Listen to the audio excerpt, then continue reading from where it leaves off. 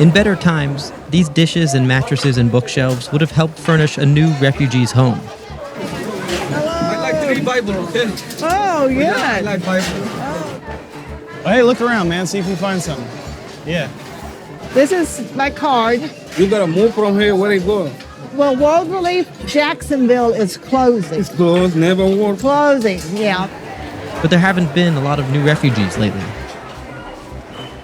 What's happening here today? Well, this is a clearance giveaway. We're having to close down our office. Our headquarters has said that there's no funding left past July 31st. So we've got to clean out, turn it back over to the landlord, clean and ready to go.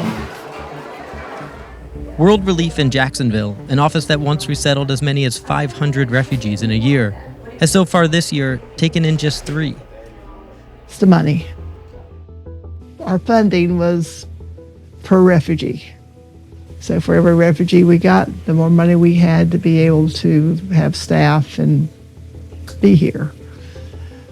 But we don't have the money anymore.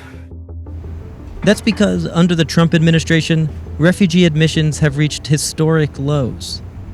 Just 21,000 refugees have been admitted so far this year, a huge drop-off from Obama-era numbers.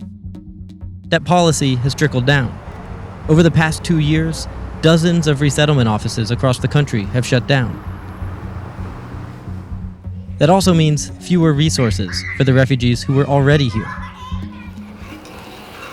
Ali Al-Daoud worked as an interpreter for the U.S. military in Iraq.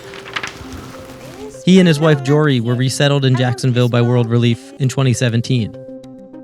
It's like a huge work, and we didn't know anything about that. They let us know everything. Actually, they choose the apartment. They choose the apartment. They pay the rent. Yeah. They pay the rent for 4 months. So these are vaccinations. Yeah. Vaccinations. They show you. Transportation. Have you called them for other things in the 3 years? Yes. For our benefits, things. For anything we don't know, we go to World Relief. Yeah. So now if it closes, what does that mean? We don't have eyes. You don't have eyes. Yeah. It's bad. Yeah. There is people here, live here in Jacksonville. They still need help. Refugee admissions have gone up and down before. But for longtime World Relief employees like Travis Trice, the current moment has a feeling of finality. I'm going to take this last load out. It's not just the loss of federal dollars. He feels abandoned by the evangelical community. We're an evangelical organization. I feel like we share a lot of similarities with the president's base, with Republicans. And our thing is, let's look to the scripture, and scripture definitely talks about the rule of law, but it also talks about welcoming the stranger. And right now, I feel like we're heavy on just one of those guardrails. What's the impact of this place closing? Couldn't you just reopen in a couple years if the numbers go back up? The infrastructure that has been in place, that's been built up for 40 years, is being torn down at an alarming rate. And it's not something that you just throw back together. It's something that takes years to build. I fear we're not the last. I think there's going to be more, especially if we got another 5 years of this administration. There are still 2 organizations, Catholic Charities and Lutheran Social Services, resettling refugees in Jacksonville. Elaine Carson plans to volunteer.